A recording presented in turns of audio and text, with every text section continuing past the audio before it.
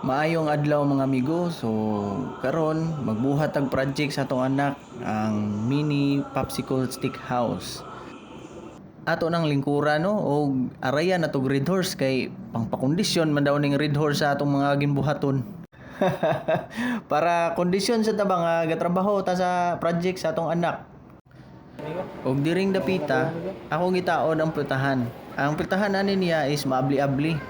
Nagtabas ko og interior nga gamay para magsilbi niyang bisagra. Medyo kuti siya buhaton, giapil na lang nako pod ang bintana pagbutang og interior para maabli-abli sad ang bintana. Kay nahuman naman og papilit atong testingan. Maabli bang pultahan og ang bintana. O kauban sa nato ang mga marites diri nga nananaw sa atong gibuhat. Sa diri nga part, almost 75% na siya nga human-human.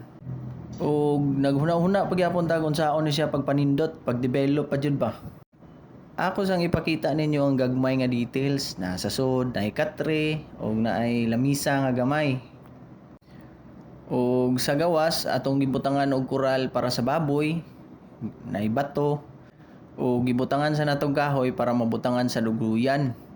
Ato san gibutangan og design nga PC para sa baka, mga putol nga kahoy para pang sugnod og ang bus para medyo realistic siya tan-awon. Og ato na jung nahuman ang atong bahay kubo. Nabutangan na pud natong design.